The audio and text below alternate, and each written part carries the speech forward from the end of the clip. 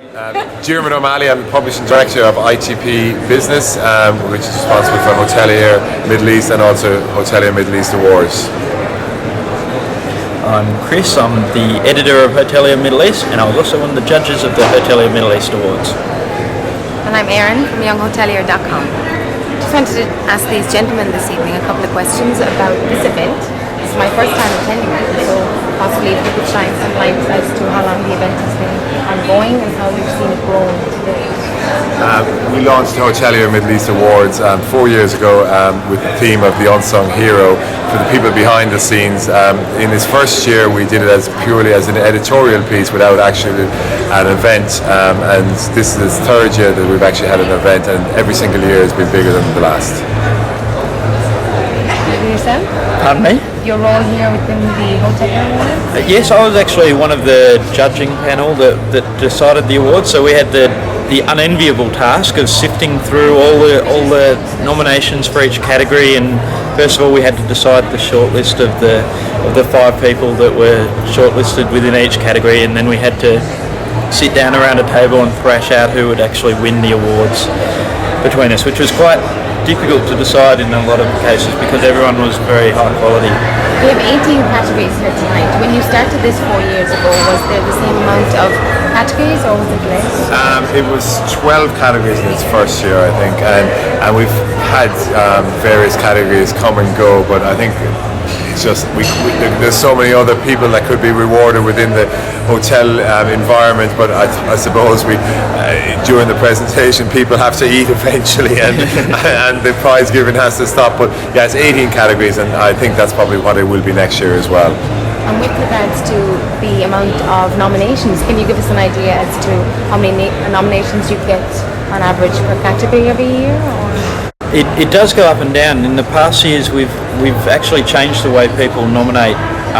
This year, we've in previous years, it's been a sort of anybody could nominate anyone else in the hotel sort of thing, and you wound up with a sort of a certain quota of people who understood it, and then a certain quota of people who perhaps just sort of wrote one sentence about why their friends should be nominated for the award. So this year we've changed the voting procedures, I guess, the nomination procedures, so that we had some people come in from that you had to write a 1,000-word nomination for each person, which obviously meant that people put a lot of time and thought and effort into them, and we had the range of nominations that we received was quite extraordinary. We had some that were sort of bound books and so on that were people put in a lot of effort for it, and other people sort of wrote really lovely stories and included things like guest comments and comments from their colleagues and so on. So given that we've had the harder nomination process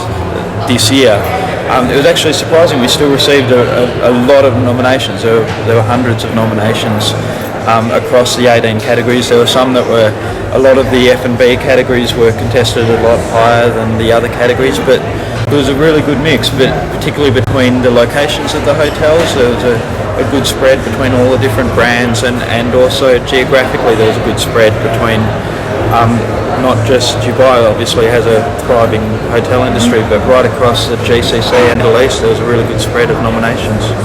How do you both envisage this Middle East Hotelier Award in a couple of years upcoming? I think it's going to grow from strength to strength. I think I've been involved in a lot of awards that we would have within ITP Business. I think the Hotelier Awards, is the most genuine interest in actually winning it and appreciation of actually winning it. I think so many awards are built around hotels and resorts. The whole theme of our awards is literally the unsung hero, the people behind the scenes, the people that the visitors come and meet every single day in a hotel. And yeah, it's next year I've no doubt. I think this year I think we had about 500 people. I think next year, who knows, but more hopefully. Well, it's good to hear it's about the unsung heroes, because that is what we're doing at younghotelier.com, and it's about highlighting these young, I suppose, upcoming industry personnel who are often hidden behind the scenes and giving them the exposure to learn from people like you and how they can climb the ladder. Pleasure. Thank you very much. Thank you.